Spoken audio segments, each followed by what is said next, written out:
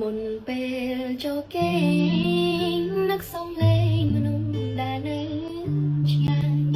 ញើចិត្តនឹកពីចំងាយតួឃ្លាតកាយក៏ចិត្តនៅក្បែរបើបងអ៊ូសំឡឹង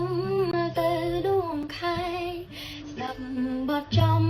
រៀងស្នេហ៍ដឹងតែថាអូ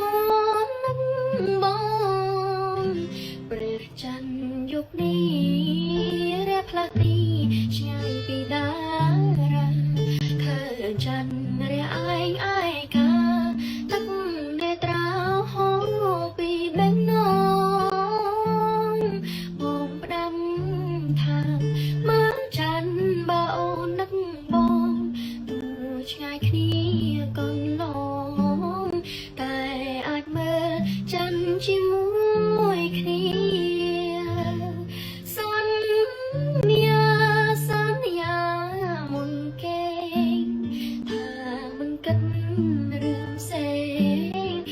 រួមខ្លួនឯងរងចាំវេលាអូនជាថាយ៉ាងទាំងពីរអារម្មណ៍ដូចគ្នា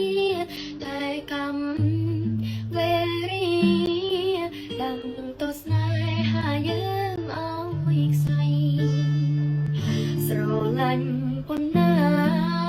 តើវាសនាព្រមឲ្យជួបគ្នាសន្យានៅតែសន្យាទោះដឹងថាស្នេហ៍គ្មាននិស្ស័យរៀងរាល់យប់អោខ្នាយបាក់ឈ្មោះចរណៃខ្នាយអូននឹងខ្នាយថ្លៃតើមានថ្ងៃ